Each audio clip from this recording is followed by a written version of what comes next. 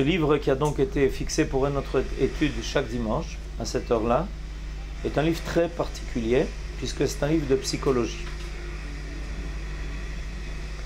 Le premier vrai livre de psychologie juive qui a été rédigé.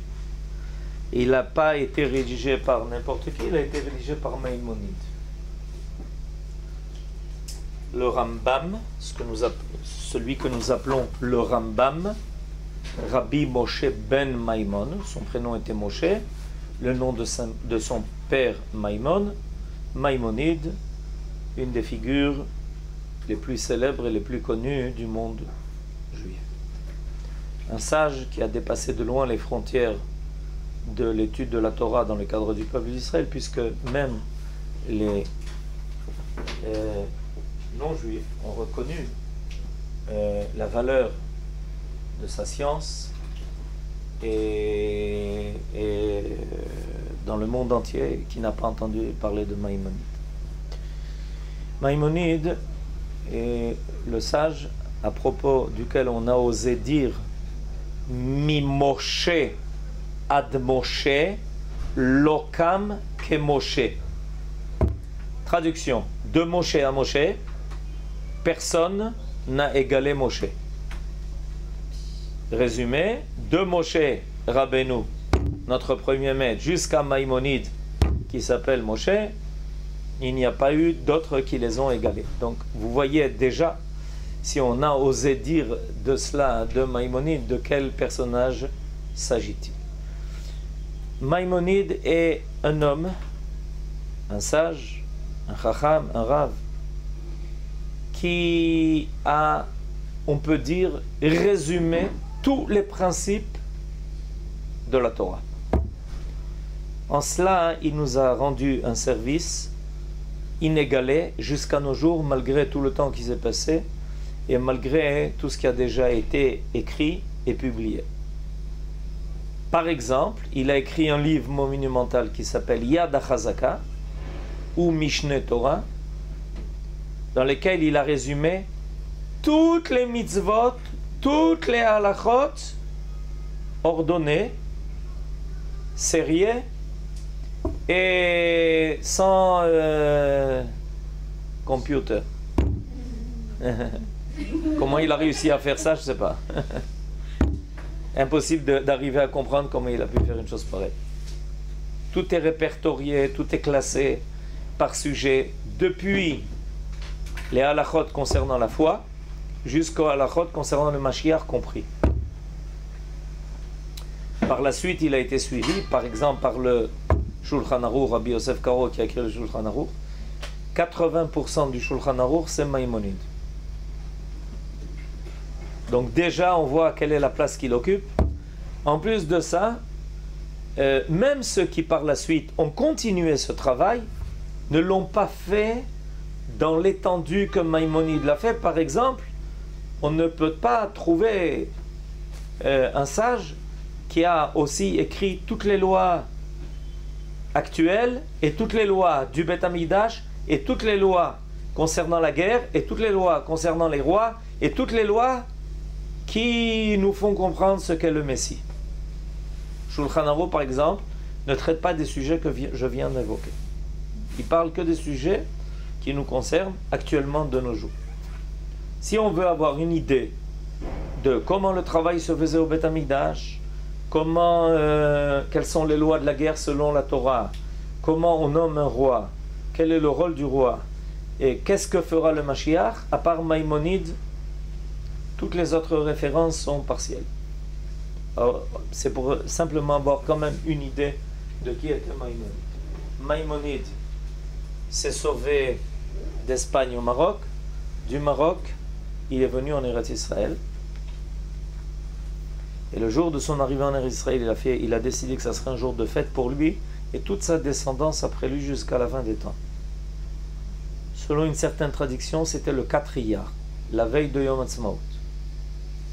Seulement ça s'est passé il y a de cela 900 ans. À part ce livre dont je viens de parler, Maïmonide a écrit beaucoup de choses. un des ouvrages les plus connus, le Guide des Égarés, qui a une très bonne traduction en français. Et il a écrit des épîtres dans lesquelles il traite de sujets centraux. Une des épîtres bien connues s'appelle l'épître du Yémen. Vous savez que Maïmonide est très respecté par les Yéménites, par les Juifs yéménites, parce qu'il les a sauvés d'un faux messie. Et chez les Yéménites, il y a toute une branche chez les Yéménites où, à part les lois de Maïmonide, ils refusent de faire référence à autre chose. Pour eux, Maïmonide, c'est tout. Il a écrit des épîtres, comme je viens de le dire. C'est lui qui a rédigé les 13 articles de foi, bien connus et célèbres. Toute personne qui veut se joindre au peuple d'Israël doit prouver et affirmer qu'il croit à ces 13 articles de foi. Il y en a qui ont l'habitude de les dire tous les jours, à la fin de la prière. Et il a rédigé un commentaire sur Pirkei Avot, les maximes de nos pères. Vous avez sûrement entendu parler de cela.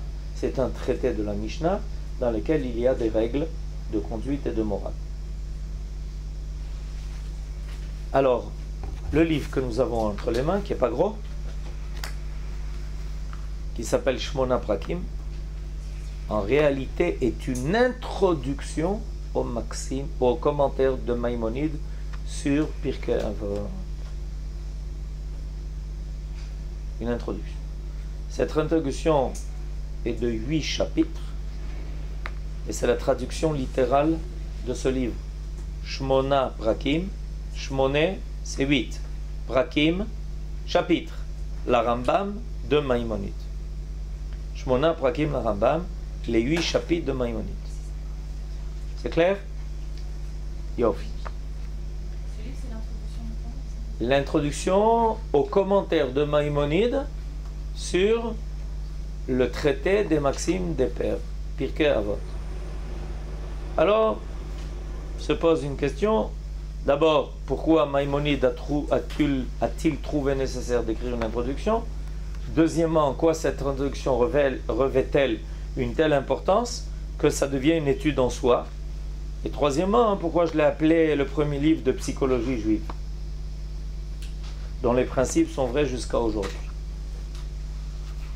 Ça va être notre étude cette année.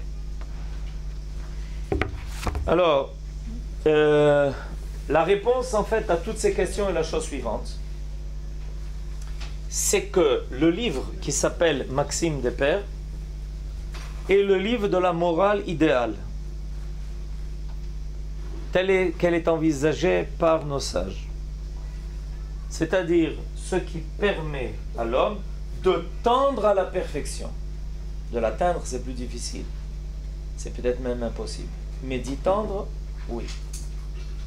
Et selon Maïmonide, ce livre-là, les maximes de nos pères, Pirkei Avot, est un livre qui a été écrit pour les rabbanim et les dayanim, pour les élever à un tel niveau qu'ils arrivent à quelque chose de près de la prophétie.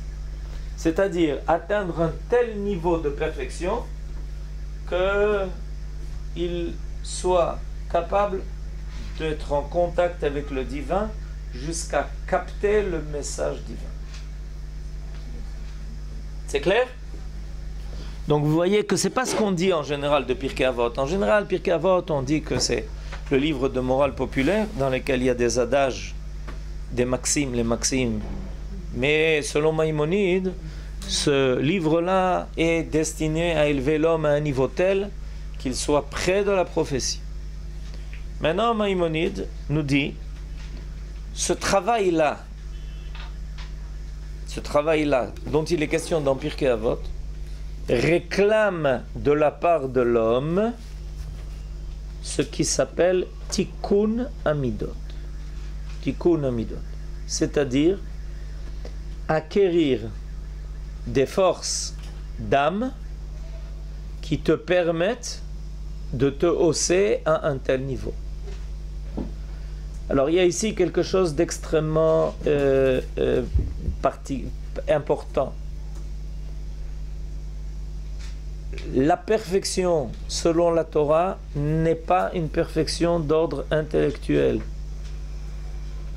On peut être un grand penseur et être quelqu'un d'immoral. Ça court les rues et les librairies et les bibliothèques des grands penseurs qui étaient des gens immoraux. Ça a commencé déjà avec les philosophes grecs, qui la plupart d'eux étaient connus comme des gens dépravés au plus bas niveau. Et pourtant, ça ne les empêchait pas d'être de grands penseurs au niveau intellectuel. Ce qui est attendu de l'homme, c'est d'être capable d'aller sur les chemins de la conduite divine pour pouvoir rejoindre le divin. Et c'est pour ça que la Torah prend soin de nous décrire la façon dont Dieu mène son monde, pour que l'homme apprenne de là comment lui mener sa vie. Maintenant, ça ne dépend pas seulement de ce que l'on pense, ça dépend aussi de son psychique. C'est-à-dire, quelles sont les forces de vie qui vont permettre à l'homme de faire ce travail, de se rapprocher du divin. Alors on peut donner à l'homme beaucoup de conseils, on peut donner à l'homme beaucoup de maximes, de morale, mais si l'homme n'a pas fait un travail sur lui-même pour développer ses vertus, ses qualités, alors même s'il apprend ce qu'il faut, ça ne se réalisera pas. Il ne pourra pas réaliser cela. Parce qu'il n'a pas à sa disposition les forces d'âme nécessaires pour réaliser ce qu'il a appris. Mais il y a encore quelque chose de plus profond. L'enseignement de la Torah est un enseignement qui est divin. Si l'homme n'adhère pas à une conduite idéale, même au niveau de sa compréhension, il reste bloqué. Il y a des écrans qui ne lui permettront pas de toucher à l'essentiel. Alors je m'explique.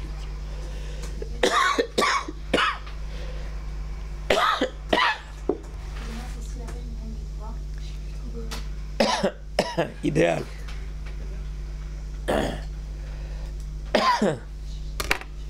Poussière. Poussière, ça veut dire que j'avalais de la poussière, ça veut dire qu'on n'est que poussière.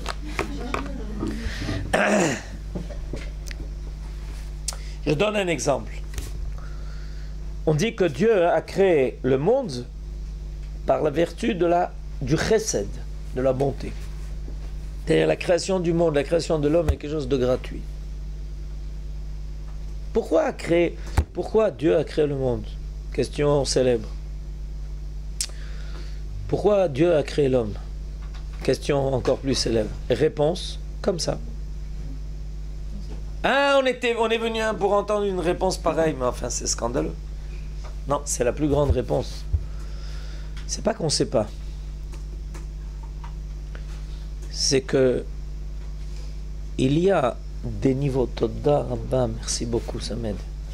Il y a des niveaux où toute explication réduit la vérité qui se cache.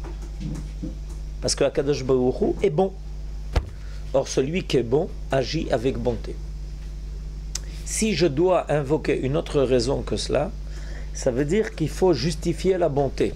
C'est comme si on a demandé à un homme, il dit, moi, tu as l'air quelqu'un de très bon. Pourquoi tu es si bon avec les gens? Ben, parce que j'aime bien qu'on me fasse des compliments. J'aime bien que ma photo soit dans les journaux. J'aime bien que quand on fera l'oraison funèbre, on dira quel homme bon c'était. Si quelqu'un donne ses réponses, on dit, ben, on pensait que c'était plus que ça. Être bon, c'est quelque chose qui n'a pas besoin de se justifier. Akadosh Baruch Hu s'appelle Tov ou Metiv Lakol. Il y a quelque chose d'intrinsèque. Maintenant, si l'homme veut comprendre les sciences divines, il est obligé d'adhérer à ses vertus. S'il n'adhère pas à ses vertus, il y aura toujours un écran entre lui et la science divine. Parce que c'est une science qui vient du fait que Akadosh Baruch Hu est bon. Bakasha. Excusez-moi, est-ce que vous pouvez juste traduire la phrase que vous avez dite en hébreu? Ce que j'ai dit, la dernière phrase. Tov, Dieu est Tov, il est bon. Hu metiv, et il fait le bien, la colle, à tout le monde, à tout. C'est-à-dire qu'il est l'origine du bien. Il est bien, il est le bon, et il est l'origine du bien dans le monde. Alors, en cela, la Torah est à l'opposé de la philosophie. Parce que la philosophie peut prétendre qu'un homme peut être sage, sans que pour autant ça l'oblige à des qualités et à des vertus, sauf si sa conduite l'empêche d'acquérir la sagesse. Par exemple, si tu es un ivrogne, au lieu de passer ton temps à comprendre et à étudier, tu perds ton temps à être ivrogne. C'est un problème. Mais c'est pas parce qu'être ivrogne, c'est quelque chose de mal en soi. C'est parce que ça va être un obstacle dans ta capacité d'acquérir la science. Mais si par hasard, ta conduite n'a rien et aucune incidence sur la science que tu veux acquérir, ben, il n'y a aucun problème. De là est née la fameuse philosophie occidentale. Chacun fait ce qu'il veut à la maison, à condition que ça ne dérange pas les autres. Et ben, alors, au niveau de la Torah, zéro pas pointé. Beaucoup moins que ça.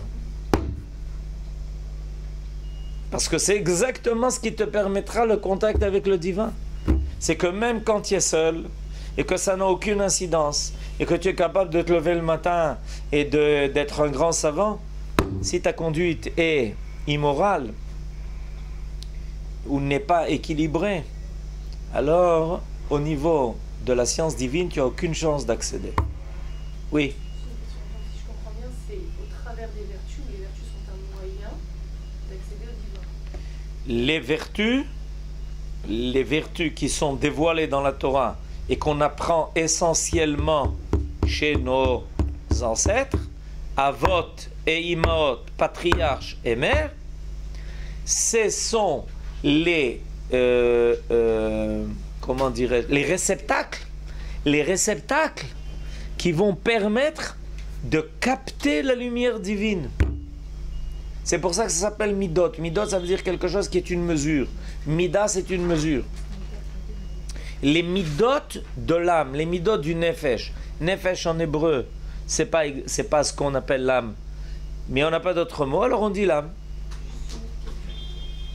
Qu'est-ce qui va me permettre d'appréhender le divin à travers Avec les Midot? Oui, c'est que je m'identifie à Dieu. Et j'explique. C'est une bonne question. J'explique. C'est une bonne question. Qu'est-ce qui a le plus d'influence chez un enfant? La conduite de ses parents ou ce que ses parents disent? Vous avez compris? C'est-à-dire qu'un enfant étant attaché par définition à ses parents, quand il voit la conduite de ses parents, automatiquement c'est quelque chose qu'il intègre en lui. Eh bien, au niveau des midot, quand on adopte les qualités divines, automatiquement on s'attache à lui. Et tout ce qu'on étudie, ça va fournir ce qui est déjà présent. C'est pour ça que la Torah parle de la conduite. Vous avez remarqué que dans la Torah, il n'y a pas tellement l'expression d'idées. On ne définit pas des idées, des idéologies, des pensées. On ne nous dit pas, le matin, quand tu te lèves, pense à... Non. On te dit le matin, quand tu te lèves, fais Netilat Yadayim. Oh là là, Netilat Yadayim. Mais à quoi je dois penser? Ta conduite, évidemment j'ai schématisé, mais c'est volontaire. C'est-à-dire que la Torah nous met sur le chemin du divin. C'est pour ça que ça s'appelle Derech Achaim, le chemin du divin. Et quand on est sur le chemin du divin, on rencontre. Le divin vient vers nous et vient à nous. Et c'est pour ça qu'il y a quelque chose d'extrêmement important, qui est de s'aligner sur la ligne du divin. Et alors je la rencontre. Le divin, c'est un faisceau de lumière qui éclaire sans arrêt le monde. Et quand je suis bien aligné, je le rencontre. Mais pour bien être aligné et le rencontrer, pour que ça puisse se faire, la rencontre puisse se faire, je dois avoir une attitude et une conduite qui me rectifie et qui m'aligne sur le divin qui veut se révéler. Qu'est-ce qui vient en premier alors? Est-ce qu'on peut accéder à la Torah parce qu'avant on a travaillé nos midot? Ou est-ce qu'en étudiant la Torah, alors nos midot ça devient? Ah, kol hakavod. Bédiouk, la question qu'il fallait poser maintenant. L'expression la plus connue est Derech Eretz Kadma la Torah. Derech Eretz, c'est les midot. C'est de ça qu'il s'agit. Et on voit ça dans les faits, puisque la Torah, au début, ne nous donne pratiquement aucune mitzvah. On est dans les parachiotes actuels de la Torah, où il n'y a pas de mitzvot qui sont indiqués au peuple d'Israël. Et pourtant, cette Torah, on l'a reçue au Sinaï. Qu'est-ce qui est dit dans les parachiotes que nous étudions maintenant? Comment nos ancêtres, patriarches et mères, se conduisaient. Ils nous indiquent les midot. Donc, a priori, c'est ce qu'on devrait recevoir au départ. C'est-à-dire, au départ, quand on est, ce que l'on reçoit et de façon génétique et de façon par éducation, par le contact avec les gens qui ont ces midotes. C'est ce qu'on devrait recevoir. Et quand on arrive au temps où on est capable d'étudier, où on est capable d'aborder la Torah, on devrait avoir ça à notre disposition. Seulement, il y a deux problèmes. Premier problème, c'est qu'on ne les a pas toujours reçus. Pour 1001 raisons. On ne les a pas toujours reçus. On a quand même reçu quelque chose parce que l'appartenance au peuple d'Israël, par définition, signifie qu'on a reçu des midotes qui sont différentes et qui permettent cette adhésion à la Torah. Quand on est arrivé au Har Sinaï, on est arrivé au Har Sinaï avec déjà ce bagage. On était les descendants de Avraham, Yitzhak, Yaakov, Sarah, Rivka, Rachel et Léa, de toutes les générations qui nous ont précédés, et on est avec ces midot. On est arrivé au Har Sinaï avec ça. Torah, on n'avait pas. Mais ça, on est arrivé avec ça. On a appris qu'Avraham, il recevait des invités. On a appris. Ça veut dire quoi, on a appris? C'est pas qu'on nous a donné des leçons. On a appris que nous étions comme ça. Baïchanim, Rachmanim, Gomle Chassadim. Baïchanim, des gens pudiques. Rachmanim, des gens qui avaient pitié. On ne peut pas voir des gens souffrir sans essayer de faire quelque chose pour eux. Gomle Chassadim, qui prodigue le bien. C'est avec ça qu'on est arrivé au Har Sinaï. On n'est pas arrivé comme si on était des pygmées. Maintenant, il est possible qu'on n'ait pas développé en nous. Même si on a quelque chose d'inné, ça n'a pas été développé ou ça n'a pas été développé suffisamment. Et de toutes les façons, il faut toujours progresser parce que même si on a reçu ça en embryon, mais ça n'arrive, c'est pas quelque chose qui est ça, c'est quoique on rencontre chez les individus des qualités qui, des fois, chez l'un, est déjà très présente. Il y a des gens qui, par nature, on les voit comme étant des gens déjà bons, modestes. Ils ont un côté naturel de modestie. Mais ils ont d'autres choses à développer. Ils ont d'autres choses à parfaire dans d'autres domaines.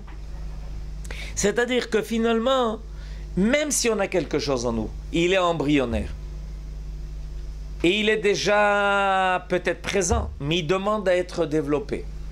Alors, j'ai dit Derech Eretz Kadma la Torah, donc a priori, les midot avant la Torah. Mais quand je dois commencer à soit acquérir ces midot qui ne m'ont pas été donnés gratuitement, par les gens que j'ai rencontrés, par l'environnement dans lequel j'étais, par l'éducation qui m'a été donnée, l'essentiel de l'éducation chez les enfants, c'est les midot. C'est l'essentiel de l'éducation. Et peut-être ça n'a pas été donné. Et deuxièmement, je veux quand même avancer, progresser. Hein? Alors je suis obligé de me retourner vers la Torah. Pourquoi? Parce que c'est la Torah qui va me donner les midot de la Torah. Alors c'est pour ça que nous a été donné le livre de Bereshit. Le livre de Bereshit, ce qui s'appelle la Genèse. De quoi elle nous parle? Eh bien, elle nous raconte l'histoire de l'homme. En disant, tu sais, les premières générations, oui, ça ne marchait pas du tout. Pourquoi? C'était des gens qui ne se conduisaient pas comme il fallait. Mais ils n'avaient pas reçu la Torah. Quels sont les reproches? Quels sont les reproches qu'on adresse aux générations avant qu'était donnée la Torah? C'est des reproches de midot. C'est pas des reproches de Torah. On ne leur reproche pas de ne pas respecter Shabbat. On ne leur reproche pas de ne pas manger kasher. C'est pas dans la Torah. Ça, on ne parle pas de ça. On parle de quoi? De midot. Maintenant, comment l'homme découvre cela? En étudiant la Torah. En étudiant la Torah, il découvre que quoi? En étudiant la Torah, il découvre que pour la Torah, les midot sont avant les mitzvot. Donc finalement, on arrive à cela en étudiant la Torah. Mais en étudiant quoi dans la Torah? Les midot. C'est-à-dire que dire qu'il faut étudier la Torah, ça ne suffit pas. Parce qu'il faut dire qu'on doit étudier les midot de la Torah dans la Torah. Maintenant, est-ce que pour aborder la Torah elle-même, y compris les midot de la Torah dans la Torah, on a besoin déjà de certaines midot? Évidemment. Par exemple, si on n'est pas quelqu'un d'honnête, ça sera très difficile de trouver l'étude des midot de la Torah dans la Torah. Pourquoi? Parce que c'est pas ce qu'on cherche. Vous avez compris le problème? Il y a un grave court-circuit. Et ce court-circuit, des fois, on le voit de façon évidente chez des individus qui disent « Moi, j'étudie la Torah. » Oui, mais qu'est-ce que tu cherches dans la Torah, mon petit? Ben, je cherche ce qui est marqué dans la Torah. Oui, mais est-ce que tu cherches ce que la Torah doit développer en toi? Et si quelqu'un n'est pas honnête, il a un grave problème. Parce qu'il va éviter tout ce qui, dans la Torah, l'amène à être honnête. Vous vous rendez compte un peu ce qui peut arriver? Pardon? Même pour l'accomplissement des mitzvot. Yofi, vous avez bien compris. Est-ce qu'on peut être malhonnête dans l'accomplissement des mitzvot? Évidemment. Vous avez un doute? Qu'on peut être malhonnête dans l'accomplissement des mitzvot? Par exemple, on peut toujours chercher le moyen, je ne sais pas comment on dit ça, de se débiner. Se défiler, c'est-à-dire d'éviter de se dérober. J'ai appris dans quelles conditions on est tenu d'une mitzvah, alors je cherche le moyen. Maintenant j'ai compris comment se dérober à cela. Quand je vois quelqu'un qui veut aider, et j'ai vu qu'il fallait aider quelqu'un, j'ai l'habitude de tourner la tête, de fermer les yeux, de faire semblant que j'ignore. On peut, bien sûr qu'on peut trouver. On peut trouver le moyen de construire une maison avec une entrée telle qu'elle ne soit pas redevable de la mezouza. parce que j'ai bien appris les halachot de la mezouza, et je sais quels sont les halachot, dans quel cas une entrée est redevable d'une mezouza, alors je construis toutes les maisons avec des entrées qui n'ont pas besoin de mezouza. Yofi, comme ça j'ai pas besoin de dépenser de l'argent pour mettre des mezuzot. On peut dans tous les domaines, sachez une chose, c'est grave. C'est pour ça que les midot de la Torah, c'est pas quelque chose de facultatif, c'est quelque chose d'impératif. Et même quand on étudie la Torah, on doit se poser la question, est-ce que la personne qui étudie la Torah étudie dans la Torah les midot de la Torah? Parce que s'il n'a pas étudié ça, son approche de la Torah sera peut-être quelque chose de très négatif. Il va chercher des tas de choses. Il trouvera les moyens. Hier, j'ai lu un article comme ça de quelqu'un qui amène des sources pour contredire tout ce que les rabbanim disent. Il écrit un article comme ça de 2 pages dans un journal et il dit, oui, les rabbanim, faites attention à eux. Il vous cache des choses. Et alors qu'est-ce qu'il fait? Il commence à amener des sources pour prouver que les rabbanim sont des menteurs.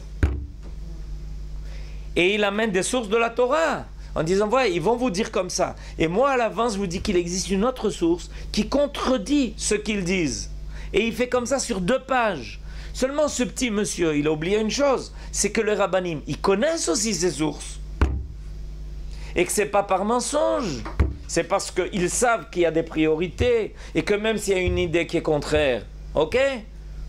Hanouka, on peut allumer la Hanoukia en allumant le premier jour 8 nérot, le deuxième jour 7, le troisième jour 6 et le dernier jour 1. Et comment on fait nous? On fait l'inverse. Oui, mais l'idée inverse, elle existe aussi. C'est l'idée de Beth Shammai. Alors quelqu'un dit, ah, c'est comme ça on vous fait allumer la Hanoukia. Mais on vous a pas dit que Beth Shammai dit qu'on doit allumer le premier jour 8. On ne l'a pas dit parce que c'est pas la halakha. Mais si tu veux chercher, tu trouves. Et Azma,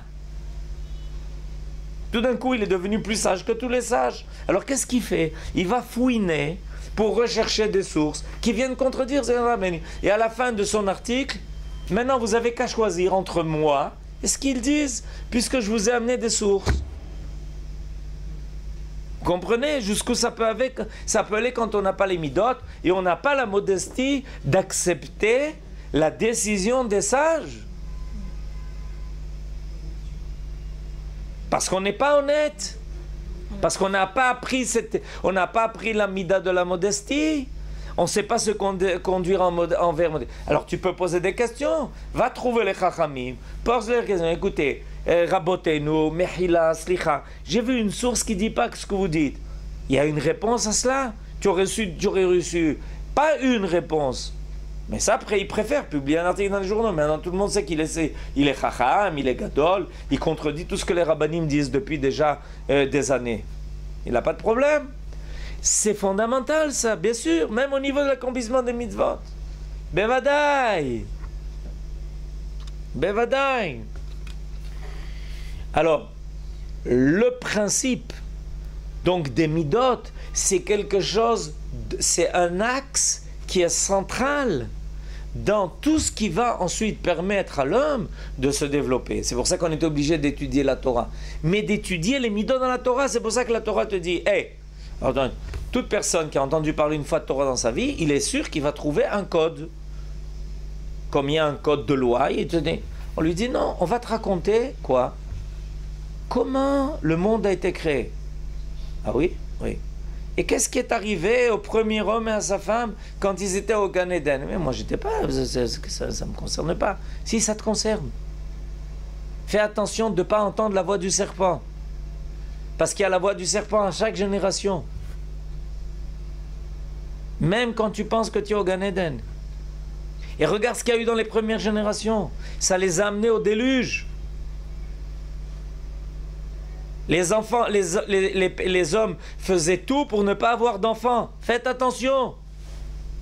Si tu rentres dans une civilisation pareille, où la chose la plus exécrable, c'est d'avoir des enfants, tu te rapproches de l'idée de la génération du déluge. Fais attention à ça. Tu es sur la mauvaise pente. C'est bichlal avant la mitzvah. C'est pour ça que la Torah passe par là, par ce couloir.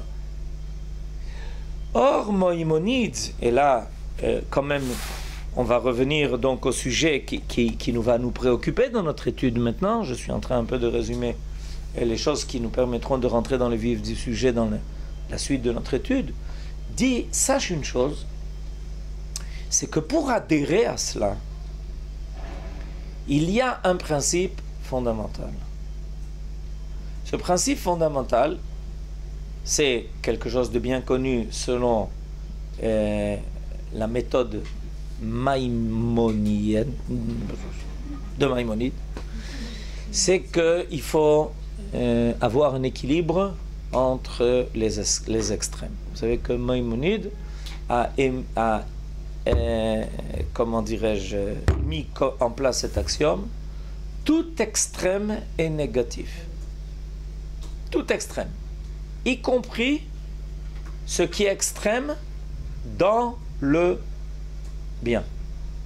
C'est-à-dire, on ne peut jamais justifier quelque chose d'extrême, même si on arrive à prouver que l'intention est bonne, que l'on poursuit un but qui soit louable. Le fait d'avoir une tendance à l'extrême, en cela, est quelque chose qui ne te permettra pas de toucher au divin.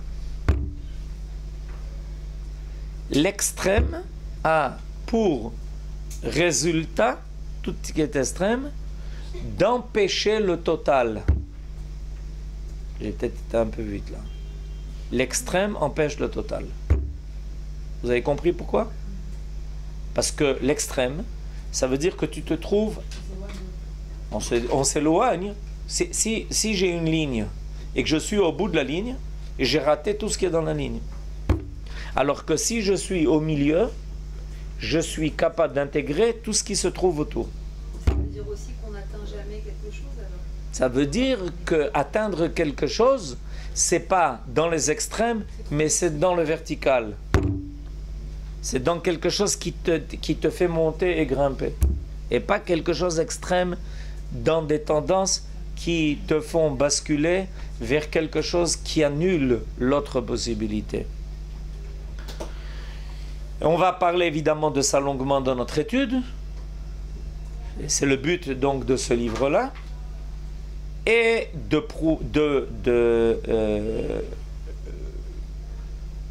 montrer comment l'homme doit faire attention à cela, comment a priori il doit acquérir cette mesure qui s'appelle le juste milieu en français.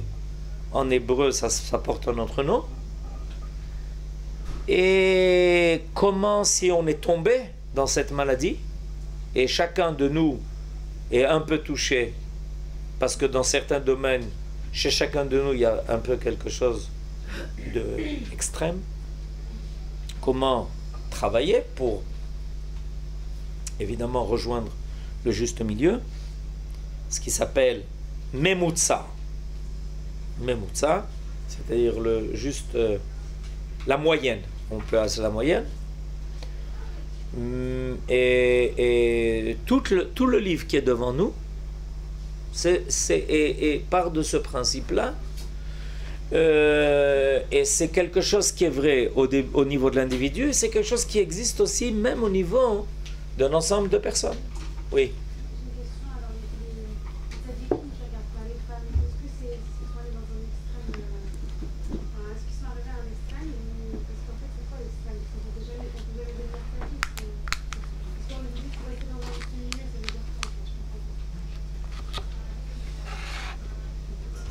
Pour répondre à votre question, je ferai quelques remarques. Premièrement, un tzaddik est censé avoir une femme. Non, mais j'ai bien compris, ne vous inquiétez pas. Un tzaddik est censé avoir une femme. C'est important de commencer par là. Ok? Les tzaddikim, nos ancêtres, ils avaient une femme. Il ne faut pas laisser croire qu'être sadique, c'est le fait de se marier, le fait d'avoir une famille, c'est quelque chose qui est en dehors de la tzidkut, parce qu'il y a toute une religion qui a voulu placer l'homme en dehors de la nature, et à cause de cela, elle l'a dénaturé, avec tout ce que ça veut dire. Donc, premièrement, un tzaddik, davar rishon, il est normal. Ok? Deuxièmement, la question de savoir regarder une femme, ça dépend ce que tu entends par là. Si la conduite extrême, c'est de passer dans la rue et de regarder toutes les femmes qui passent, ça c'est une conduite qui est extrême. Maintenant, si quelqu'un est en train de parler et que tu lui donnes le dos, c'est aussi une conduite extrême. D'autre part, l'intention de l'homme, ça aussi fait partie de ce qui doit vérifier à quel niveau l'homme se place. Ok? Je donne un exemple. Si quelqu'un va chez un médecin et qu'il dit j'ai quelque chose à l'œil, et que le médecin vient voir et qu'il regarde dans l'œil, il dit mais avec ça vous regardez les yeux des femmes? Ok? On est bien d'accord? C'est-à-dire que tout dépend des situations. C'est pour ça que ça s'appelle des midot. Ça dépend des situations, ça dépend de l'intention. C'est quelque chose qui est variable. Tuer, c'est la pire des choses. Tuer quelqu'un qui veut tuer quelqu'un d'autre, c'est la plus grande des mitzvahs. Alors décide. Comment je décide? Mais je décide en fonction de la situation qui est présente. Si tu tues quelqu'un qui veut faire un attentat et que tu réussis à sauver la vie de 150 personnes parce qu'il allait se faire exploser, mais tu es le plus grand des héros. Et si tu vas tuer quelqu'un qui est innocent, tu es la pire des Rechaïm. Alors décide. Comment je décide? Mais je décide. C'est pour ça que ça s'appelle midot. Et je ne l'ai pas fait par haine. Je l'ai fait au contraire. Par bonté. J'ai été tué ce terroriste. C'est par bonté que je l'ai tué. Donc il faut bien savoir une chose. Ce n'est pas forcément les actes qui vont déterminer la situation psychique dans laquelle une personne se trouve. Ce n'est pas forcément les actes. C'est avant tout ce que tu as construit en toi. Des fois, quelqu'un a besoin de dire « là !» Ah, il se met en colère. Pas du tout, je ne suis pas du tout en colère. Mais je dis « là !» pour qu'on sache que c'est quelque chose qu'on ne doit pas faire. Et d'autre part, il faut être très timide, etc. Parce que ce n'est pas le moment maintenant de... Il y a des gens plus intelligents que moi ici. En d'autres termes, il faut faire très attention parce que très souvent, on détermine la valeur de quelqu'un par quelque chose qui semble faire une manifestation de celui-là, c'est un tzaddik qui ne regarde pas les femmes. Qu'est-ce que c'est? Asma. Peut-être qu'il y pense toute la journée. Il ne regarde pas les femmes, il y pense toute la journée. C'est possible. J'ai entendu il n'y a pas longtemps quelqu'un qui racontait qu'il était dans un couvent, il a entendu les bonnes sœurs. Toute la journée, elle parle des moines, Asma. Et elles sont dans un couvent, elles ne se marient pas. Asma. Ça ne veut rien dire. C'est pas ça qui détermine les choses. Le travail dont le Rambam nous parle, c'est au niveau de notre fort intérieur. Et c'est ça c'est pour ça que je dis que c'est le premier livre de psychologie juive avec toutes les valeurs que l'on doit acquérir, parce que c'est un travail qui se fait en l'homme. Maintenant, comment ça va s'exprimer? Ça va être très divers en fonction des situations qui se présentent, en fonction dans quoi l'homme doit intervenir, dans beaucoup de choses. Un chirurgien qui vient dire « Moi, je ne supporte pas le sang. » C'est de la cruauté. Je dis « Alors dites-moi, pourquoi vous êtes chirurgien ?» Terrible de voir du sang. Vous avez compris? Yof, Shavua Tov.